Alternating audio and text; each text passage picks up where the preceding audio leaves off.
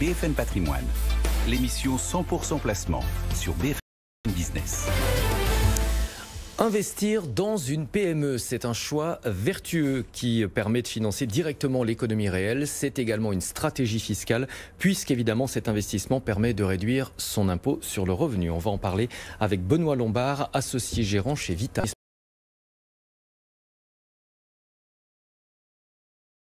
D'investissement dans les PME, mais d'abord un état des lieux en termes de volume, qu'est-ce que ça représente? En termes de volume, c'est de plus en plus important, si je puis dire. Et c'est de plus en plus important dans un contexte où jamais autant les Français... Puisque je rappelle que le taux d'épargne en 2020 est à peu près 2 fois supérieur à celui qu'on connaît habituellement, d'une part, et puis que d'autre part, c'est qu'on le rappelle régulièrement à cette antenne, il y a la volonté de l'État de drainer l'épargne vers l'économie réelle. Et l'économie réelle, c'est quoi? C'est les PME.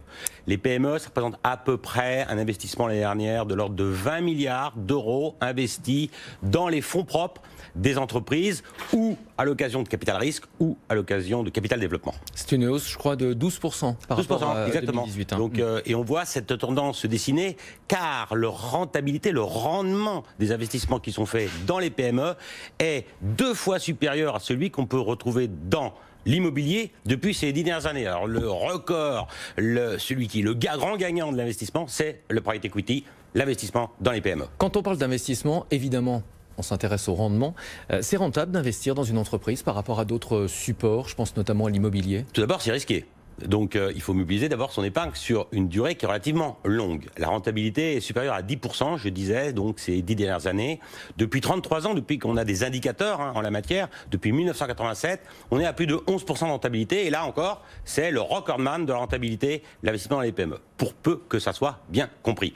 Il existe différents mécanismes, évidemment, pour investir dans une PME selon notamment le type d'investisseur qu'on est, c'est-à-dire individuel ou professionnel. Expliquez-nous. Bien sûr, on peut tout d'abord évidemment investir dans ce qu'on appelle la love money, dans la PME de ses amis, dans la PME de son environnement, j'allais dire affectif, amical, professionnel, où là, c'est pas donné à tout le monde. Et puis après, on a des véhicules d'investissement qui sont régulés par l'AMF, l'autorité des marchés financiers, depuis une directive de 2011, la directive AIFM.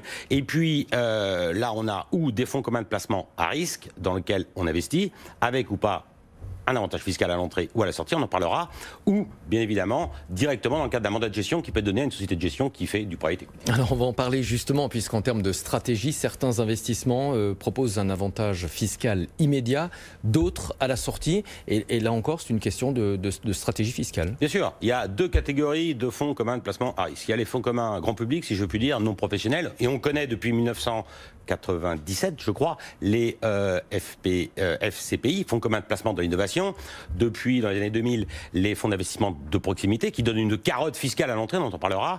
Et puis, il y a des fonds communs professionnels donc, qui sont ouverts au public, c'est les FPCI, c'est le fonds professionnel de capital investissement, et là qui sont réservés à une catégorie d'investisseurs considérés comme professionnels au sens des directives européennes. Alors certains avantages fiscaux sont plafonnés, mais selon le produit sur lequel on a investi, on peut reporter sur plusieurs années cet avantage fiscal. Alors je rappelle que dans tout ce qui est grand public, si on connaît les fonds d'investissement de proximité ou les fonds de commun de placement dans l'innovation, on a une carotte fiscale qui a augmenté depuis le 30 juin dernier, depuis le mois de juin dernier, où la communauté européenne a accepté enfin la demande de la France d'avoir une réduction d'impôt de 25% pour tout investissement en fonds propres, c'est-à-dire qu'il s'agit d'augmentation de capital ou de création de PME au sens de la réglementation européenne. Donc ce sont des petites entreprises avec au moins 2 salariés qui sont établis dans l'Union, qui ont... Donc c'est pas uniquement en France, c'est un point qui est important, qui sont assujettis à l'impôt sur les sociétés. Et là, on a une carte fiscale de 25% pour peu qu'on garde son investissement pendant 5 ans. Et puis, on a bien évidemment, à l'issue de ces 5 ans,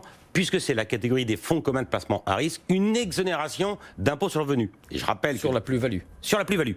Et je rappelle que depuis qu'il y a la flat tax, la dimension de la flat tax, il y a les prélèvements sociaux, 17,2%. Et puis l'impôt sur le revenu, 12,8%. Là, il s'agit de gommer les 12,8% d'impôt. Donc, carotte fiscale à l'entrée, et puis avantage fiscal à la sortie pour ces FCPI et ces FIP. Un mot peut-être, un conseil pour ceux qui voudraient se lancer? On a donc différentes stratégies. Soit on investit dans ces FCPI, ces FIP, avec la réduction d'impôt de 25%. Mais dans cette hypothèse-là, il s'agit de renforcer les fonds propres, augmentation de capital. Soit on investit en direct dans un PEA, parce qu'on peut aussi investir dans un PEA PME qui a été relancé avec la loi Pacte, et on rappelle là qu'on a 225 000 euros par contribuable, hein, donc c'est quand même 450 000 euros pour un couple, c'est des montants relativement conséquents, qu'on peut utiliser cette épargne pour là, non pas uniquement renforcer les fonds propres, mais acheter au secondaire, comme on dit, en deuxième temps, ces véhicules d'investissement en direct ou pas, qui investissent dans des PME. Mais on peut aussi investir dans des fonds communs de placement à risque allégés, donc les FPCI, les fonds professionnels de capital investissement, et là je rappelle que la BPI vient d'ouvrir au public, j'allais dire, le portefeuille de l'État, hein, puisqu'on a une enveloppe de 100 millions d'euros hein, au secondaire, c'est-à-dire en deuxième rang. Donc après que la BPI ait vendu, bien évidemment, ces titres à des particuliers, et en ayant un avantage fiscal à la sortie, puisque là encore, on ne paye pas d'impôt sur le revenu pour peu que l'on garde les titres pendant 5 ans. Et la durée de blocage est de 6 ans. On dit généralement qu'il ne faut jamais investir dans des produits qu'on ne connaît pas. Il ne faut pas hésiter à se faire conseiller? Il faut le conseiller, bien évidemment. On rappelle que dans la catégorie, dans la nomenclature AMF sur le risque, hein, on est en risque 6 ou 7 sur une échelle de 7. Donc il y a du risque. Donc là encore, il faut définir, il faut connaître ses besoins, connaître son appétence au risque, connaître son horizon de gestion et vérifier dans quelle mesure il y a une bonne adéquation entre une quote-part de son capital, on dit entre 5 et 10% de ses avoirs qu'on peut drainer vers des rentabilités quand même qui sont relativement sympathiques. On l'a vu, pour peu que ça puisse être en conformité avec ses besoins et sa stratégie personnelle.